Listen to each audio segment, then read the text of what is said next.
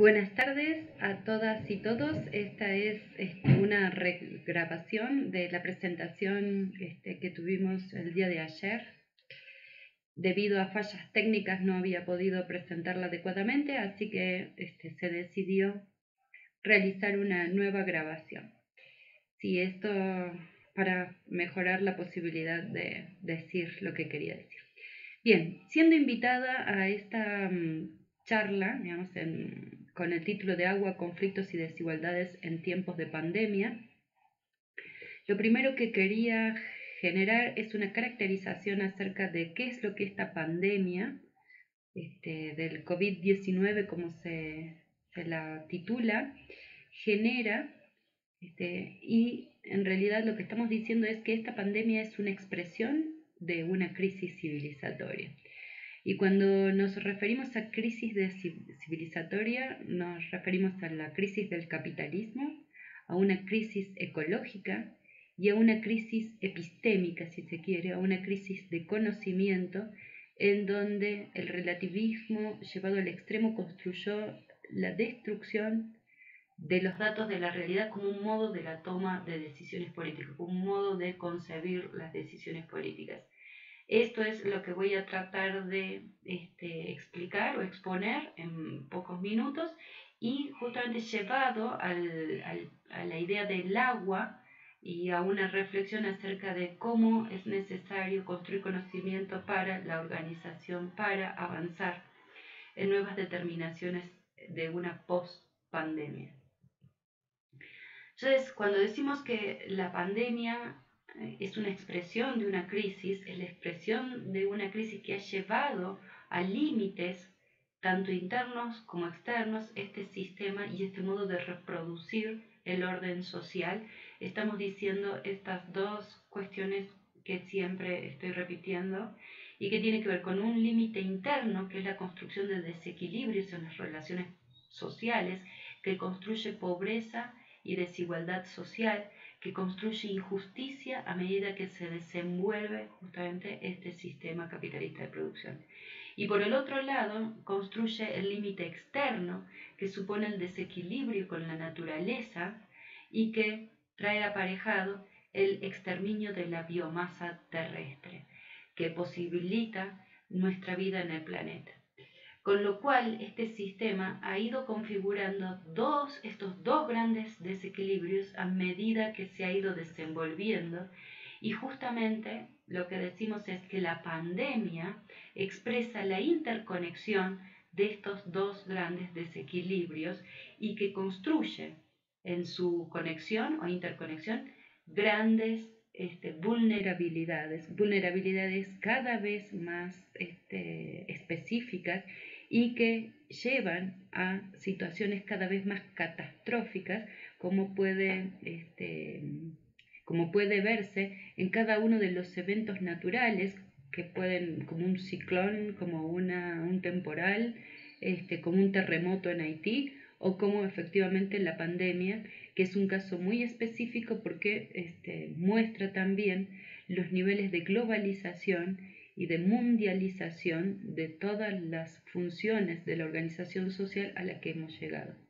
Podríamos decir que estamos en el tránsito o en la crisis del tránsito de un modo de estructuración hacia otro.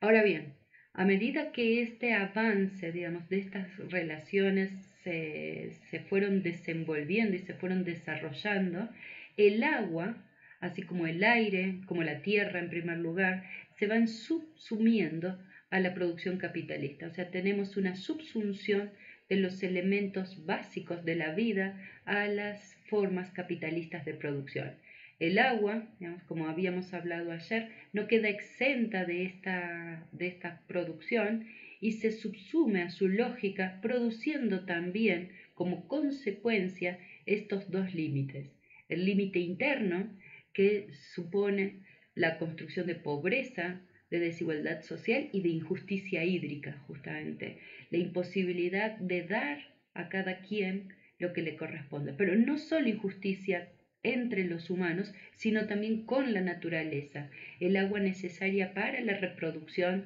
de todos los elementos que no forman parte de la producción humana, de la vida, pero que forma parte, digamos, del mundo externo, si se quiere, del medio ambiente, de la otra mitad del ambiente, pero de la cual también nosotros formamos parte y necesitamos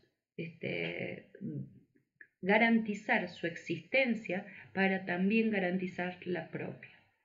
Mucha de esta pandemia nos muestra que este avance sobre los límites de la naturaleza, este avance sobre las producciones de cada vez más distintos tipos de alimentos o el desmonte de distintas selvas, nos ponen cada vez más en conexión con nuevos virus, con nuevas formas de enfrentar, etc. Con lo cual, digamos, este es un límite que estamos llegando. Volviendo al agua, también se produce este límite externo, digamos, que tiene que ver con este desequilibrio específico en el agua. Podemos pensar que se empieza a producir una incapacidad de reproducir el ciclo del agua.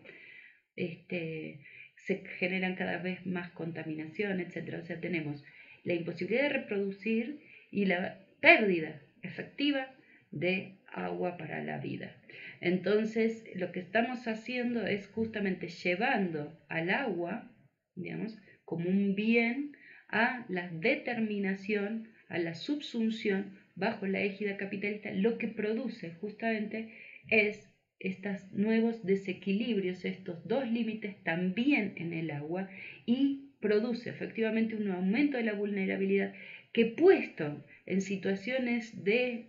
desencadenamiento de determinadas cuestiones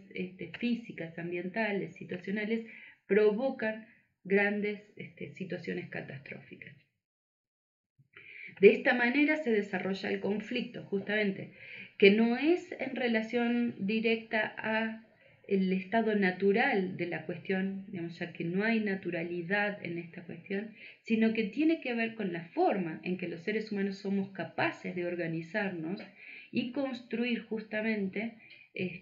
una forma de vida no excluyente entre los hombres y tampoco con la naturaleza. Por lo tanto, a medida que avanzamos en esta incapacidad de coordinación de las operaciones entre las personas, generamos estas situaciones de conflicto que tienen que ver justamente con el cómo nos organizamos para la producción de agua, de vida en el mundo. Y así, en esta evolución de los conflictos se genera el territorio político y económico del agua, que tiene que ver con las distintas formas en que este elemento, este bien natural convertido en recurso para la producción y para la vida humana, olvidando muchas veces la producción de la vida no humana, justamente, empieza a aparecer a confrontaciones o distintas formas o salidas que tienen que ver con distintos niveles de análisis y con distintos actores, ¿sí? Entonces tenemos lo que decíamos, empresas privadas rivales por proyectos económicos, empresas y gobiernos por la instalación de políticas acerca del agua, políticos rivales por proyectos justamente diferentes, que se está dando, por ejemplo, ahora la disputa por la Ley General de Aguas en México, y justamente tiene que ver con los proyectos políticos rivales en función del cómo nos vamos a organizar para generar una nueva ley, una nueva forma de entender el agua, etc. Ciudadanía y gobierno por el acceso, por la gestión, por la justicia hídrica, los ciudadanos entre sí, y también pensando que cada vez más el crimen organizado aparece, sobre todo en México, como un actor preponderante en los modos de organización y de utilización de su fuerza y poder para la gestión y el control de este agua, cada vez más visto como mercancía, como recurso, o sea, cada vez más subsumida y subordinada a las condiciones de producción capitalista. Por lo tanto, llegado a este punto de crisis civilizatoria y pensado fundamentalmente sobre el agua, pero en general como también el agua podría ser una expresión de las formas en que somos capaces de organizarnos, estamos pensando justamente en que desde los lugares, nuestros ámbitos de lucha, desde el lugar donde estamos parados, es necesario la construcción o apelar o avalar o luchar justamente por la construcción de conocimiento como un mecanismo para generar nuevas formas de organizaciones sociales. Digamos, hay que repensar el modo de organización, que sea una organización que no sea exterminadora de las condiciones de existencia de vida. Y cuando hablo de eso, hablo justamente de la producción de una forma de organizarnos para la transformación de los mecanismos que actualmente reproducen este orden social que nos está llevando y nos está empujando casi con una necesariedad ontológica hacia el exterminio, no solo de nuestra existencia, sino también de la biomasa que produce las posibilidades de nuestra supervivencia. Entonces, como forma de construir este conocimiento para la transformación, conocimiento, digamos, mediado y a partir de una organización que suponga unas formas y unas posibilidades de transformación. Lo primero que hay, el paradigma que hay que romper es la noción de totalidad. ¿Quiénes somos nosotros? ¿Quiénes somos todos nosotros?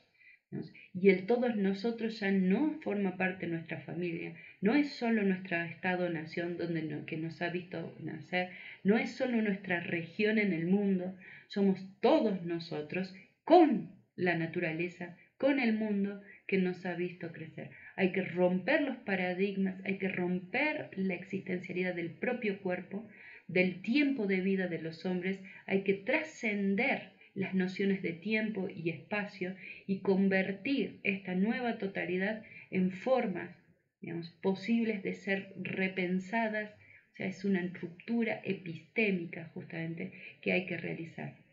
Entre otras, y no menos importante, esta idea de desarrollo, un desarrollo generado desde los grandes centros industriales y avanzar en el conocimiento de la diversidad realmente existente y reconocer en ellas fuentes de conocimiento y justicia social y ambiental. De nuevo, este conocimiento supondría la construcción de un todo diferente y superador de las trabas que hoy tenemos para avanzar en esta estructuración de una nueva forma de organización. También, y como parte de los problemas en relación al agua específicamente, esta idea de que los problemas se transfieren justamente con esta transferencia de recursos, transferencia de capital, transferencia de conocimiento. No hay forma de resolver el abasto de agua a quienes todavía no lo tienen con los recursos creados en instituciones que han sido monopolizadas y monopolizadoras de conocimiento y constructoras de reflexiones, justamente monopólicas de lo que es el saber y el conocimiento. Hay que romper estas estructuras, hay que avanzar hacia la producción en los lugares locales, en los lugares donde están las necesidades. Hay que ir y romper los encierros, justamente en tiempos de pandemia, en tiempos de confinamiento. No es para enfermarnos, no es para contagiarnos más, pero sí hay que pensar, digamos, la reelaboración de esta idea de confinamiento para la reorganización de nuestras propias fuerzas en la forma, en el avance hacia una salida más comunitaria y no tanto individualista de estas formas, digamos, de transferencia o de encierros o de controles. Y finalmente, avanzar no tanto en la corresponsabilidad de la gestión, sino en la forma de organización para la cooperación. Termino con una frase que quería dejar, justamente que escribimos con mi profesor, digamos, que ya no está con nosotros, pero que siempre ha dejado, digamos, por lo menos en mí, una enseñanza, y él hablaba de una nueva alianza. Y dice así: una nueva alianza entre la humanidad y el resto de la naturaleza se nos impone como la única alternativa para evitar la irreversibilidad del aniquilamiento de nuestra identidad esencial como expresión de una biomasa. Una nueva alianza es posible, pero ella depende de que logremos transformar el modo de producir conocimiento. Entonces, una invitación a todas y todos a construir conocimiento para la organización y la transformación de estas relaciones sociales que nos están llevando cada vez más a situaciones catastróficas. Muchas gracias y buenas tardes.